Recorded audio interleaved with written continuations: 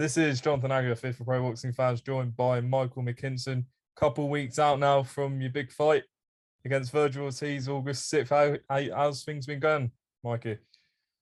Things have been going great. Preparations have been well. I'm happy. I'm smiling. I'm a much better fighter than what I was 4 or 5 months ago. So I'm excited. I think we fly a week today, so can't wait to get to Texas, adjust to the time, and then prepare for fight. Second time in the States. I mean, does that benefit you having been there before? To going into the backyard, his crowd. What's it like? Is it beneficial, the fact you've done it once before? I think the fact that I experienced it in March is only going to benefit me.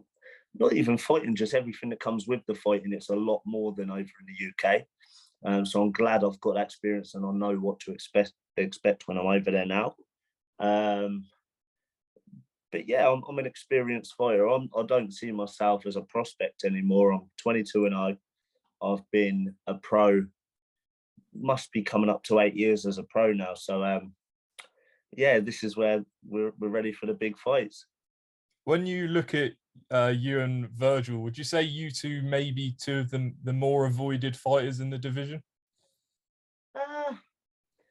Yeah, I was avoided domestically for a while. On my way up, I was avoided domestically. But there are many fighters that dream to be in my position right now. But there are also many fighters that wouldn't have accepted this fight with Vergil Ortiz. So yeah, like I'm a man of my word. I'll fight anybody. I really do believe in my hard work and my skill and my development. And yeah, I look forward to going there and shocking the odds. I think I'm 7-1 underdog, which sounds good. So yeah, we're excited. Do you like that though, don't you? Going in as the underdog. Yeah. Was it? I think in the Martin fight when you fought him, you were actually the favourite, I believe, going in. So is it better? Pressure's kind of off. That was crazy because back then I was a 6-1 underdog, I think. And it completely swapped round and I became the favourite and stuff. But I didn't really look into it against the Martin fight because I had to do a job and it was even more important to get it done after everything that happened in Fight Week last time. So but I prefer the underdog card, the underdog label. I've been the underdog many times in my career and each time I've proven people wrong and I've come through. So yeah, we're not stupid. We know we're jumping up a few levels in opposition now. I'm going to be in the ring with somebody that is way better than anybody I've been in the ring with before. And we're expecting him to drag me to the depths I've never been to before, 100%. But I'll prove to everyone when I come out swimming, you know. So we're prepared. Like I said, we're excited. And yeah, like, people forgetting, I'm a big test for Vergil Ortiz. You know, it would have been 51 weeks he hadn't fought for when I get in the ring with him on August 6th. And 51 weeks is a long time for a 23, 24-year-old lad with loads of hype and loads of momentum. It's a long time. And in that time, I've been keeping my body healthy. I've been developing truckloads. And you know, becoming a better fighter and staying active. So, you know, that's all advantages in my end. I'm a big test for Vergil Ortiz.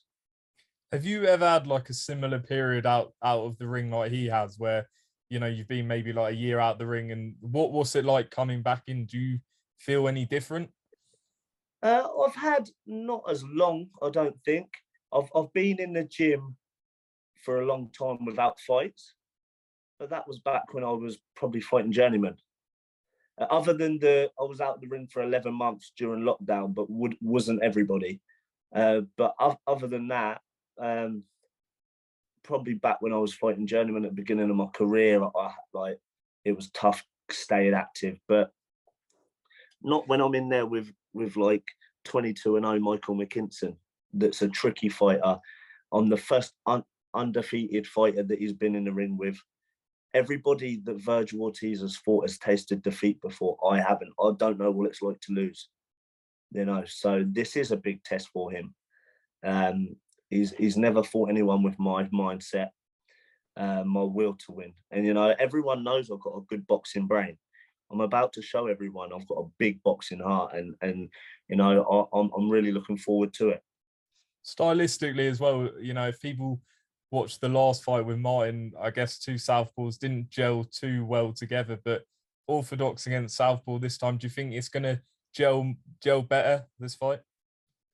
Yeah, I prepared 4 months to fight a come forward aggressive big puncher, and I ended up fighting Alex Martin, and that's no fault from anyone, you know, so I'll just have to get it done. But my last 3 fights, I've been on the front foot. Now, everyone knows that Michael Mckinson, I'm technically a very good fighter, a smart fighter, and I'm good off the back foot. Now, I haven't been able to in a couple of years now. Chris Congo, I was the one on the front foot being aggressive. The Ranowski fight, I had him kind of in a shell for most of it. He fought like a journeyman to get through the rounds when I fought Ranowski. And the last fight, I was the aggressor. So I haven't been able to fight how I fight best in a while. That's what people forget. But, you know, I'll show people how good I am. I'll show the world that I'm world class. And yeah, like I'm blessed to be in this position. I'll get to go over to the States. In March, I became the first professional from my town ever to fight in the States. Now I get to do it twice, and I'll get to actually fight the guy I went for last time. And obviously, you know, look at his record. Obviously, people see his knockout ratio and stuff like that. As a fighter, do you think about that? Does that have any impact on how you prepare for a fighter? Because, you know, some people over there especially will look at him and they've seen him grow and build, and they'll believe this is another formal sort of fight for him because they've seen how he's performed. But obviously that's not how you look at it. So how do you look at it in terms of his record? How I see it, right? Being a knockout artist and knockout streaks always come to an end at some point. Always come to an end at some point. And this is going to be the end for Ortiz, because he's not fought anyone like me. Everyone that he's fought, he's been brilliant. Like he's a great fighter, Vergil Ortiz, but he's not fought anybody like me. Everyone's kind of been quite similar. Everyone's kind of been quite similar, there to be hit and there to be taken out. Whereas, like, and they've fought like trying to be aggressive against Ortiz and stuff like that. So they've all fought the same. Knockout streaks always come to an end, and I'll be the one that ends it. And just tell us about how this fight impacts you, not just in boxing, but your life. You said you're the first guy from Portsmouth to headline in sort of America, to fight in American stuff. What impact does this have on your life?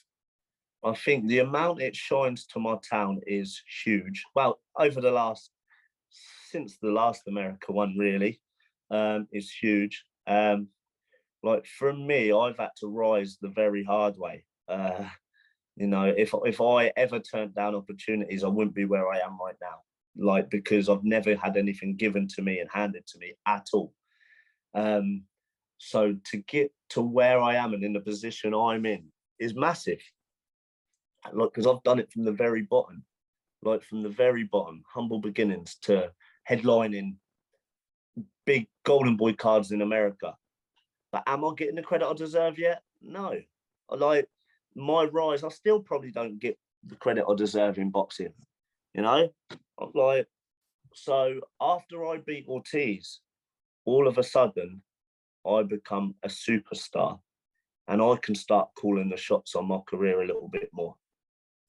Do you have to sort of pinch yourself to see how far you've come? You know, if you look before lockdown, you were calling for all these big fights, and now they're here and now. And, you know, 2 weeks you're headlining in America against Ortiz. Yeah, I'm very proud of myself. But all along, back before, when I was calling on the name, like, I always knew that I was capable of what I'm doing. You know, I always knew I just needed a fair opportunity. And that came with Chris Congo. And then since then, my career's catapulted off. But, you know, like, I work too hard to fail, I believe. Like, I work too hard to fail. Like, I've got a really big task ahead, and I respect Ortiz and his team. But I'm not in awe of him. People need to understand that. I'm not in awe of him. I'm not going to be going there being a fanboy and, oh, I'm boxing Ortiz and just there to say to my grandkids in years to come, yeah, I boxed him. No way. You know, like, my life has changed recently, and it's going to change even more with this fight. But could you imagine my kids' lives will change, my grandkids' lives will change after beating Ortiz? Like, it generally will. That's how big this fight is for me. So I'm looking forward to it. I'm looking forward to getting to Texas the last few weeks now. So yeah, it's like feeling very, very real.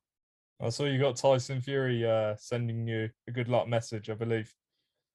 Yeah, I also went to one of his like he was on tour doing like a meet and greet, and I met him the other week as well. So that was good. That's a lot of motivation, like especially when you're in camp, and his story and all stuff like that. It gets hard in camp, but that is a lot of motivation. And you know, I've got a great team around me, a really great team and great teammates as well. You know, like when boxers are in camp, it's tough. Some days are harder than others, but it's the people around you that gets you through it. And like I've been in this whole camp. It's been hard. It's been brutal, but I've always been upbeat the whole way through the camp. You know, I've always been upbeat. It's been serious. I've been focused, but I've been happy. And you know, like we're nearly at the end of it. I just want to get there, make weight, like put on an absolute masterclass, and you know, and then eat some good food. Did Tyson say anything to you in terms of the fight, in terms of sort of going out to America or anything, or? Yeah, he gave me some tips and he gave me some advice and all stuff like that. And like even just sitting and watching him talk, and it's so motivational. So motivational. So to get to meet somebody like Tyson Fury 3-4 weeks before the biggest fight of my life is only going to benefit me. And just rounding off on this fight, I saw that you were sparring Troy Williamson. Yeah. He's a 154 pounder who comes forward and punches hard. So I guess that's not bad preparation. Not only is he a 154 British champion, he's a big 154 and he's a strong 154. You see what he did with Cheeseman last year. So was it this? No, it was last year. But it was great preparation for me. It was really good. It was worth the 6-hour journey up to the north.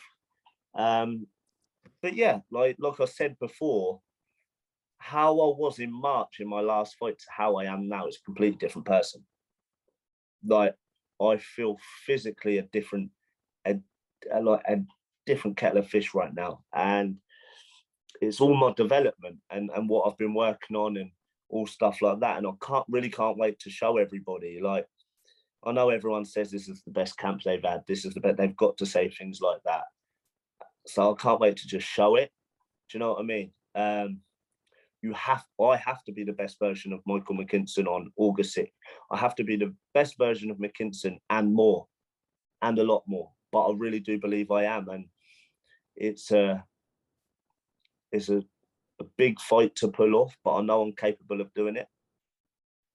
And just final one to round off the interview away from your fight. There's a lot of talk, as you would have seen, Conor Benn, Chris Eubank Jr.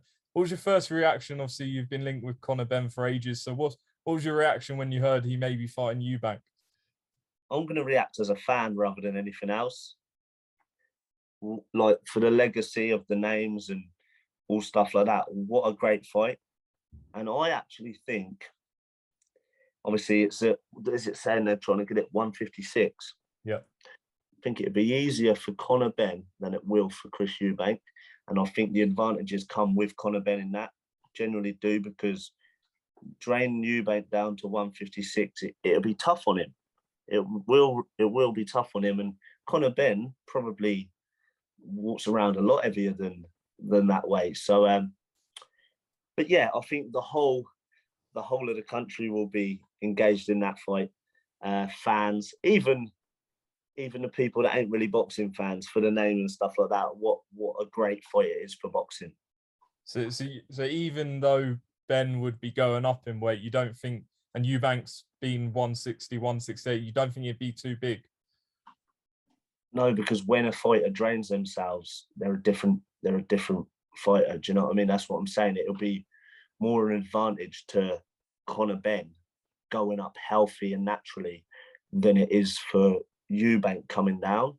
Now, I'm not saying, because of that, Conor Benn's going to knock Eubank out, but it definitely gives him the advantage, I believe. Especially if there's a rehydration clause. Yeah, I think that's what it's all rumours. I'm not sure, and I see that they was trying to get a rehydration clause. Now, all of that works in Conor's favour, does it not? But yeah, I'll be rooting for him. I will be rooting for him because, you know, it's a great fight. It is a great fight, and he's jumping up in weight, and you know, it's what he's given the public what they want. Well, before all of that, obviously you again. For once. Before all of that, you and Vergil Ortiz, August 6th on DAZN. Best of luck in the final couple of weeks, and yeah, we'll be tuning in, watching the fight. Best of luck. Nice one, mate. Just want to give a big shout out to all of my team for the graft that they've put in, because it's not just me. People see me in front of the camera and like they see me in the ring and stuff, but there's a team behind me, and like my dad and I has been grafting for a long time, him being my coach, and then there's the glue to our team, Miles Harding, another boxing trainer, my manager Leighton, you know, then we've got conditioning trainer, we've got Gary Jones, Mark Coombs, Cam Brew, my physio Cam, and also my nutritionist Greg Allison, and like everybody works as a team. I'm just the product, but everyone else puts their hard work in, and you know it's going to pay off. And they put their hard work in, but don't really get a lot of credit out of it, a lot of praise and a lot of respect. So that's why I just wanted to give them a big shout out. Like, do you know what I mean? Like even a new coach in the gym, John Gaze as well. Like there's everybody plays their part in making me the best version of myself, and I'm truly humbled by it. You know, even all my teammates. You know, like this isn't just for me; it's for everyone around me. And I can't wait to bring it back to Pompey. Like I said, Mikey, wish you the best of luck August 6th, and hopefully we'll catch up after. Nice one, mate. Appreciate it.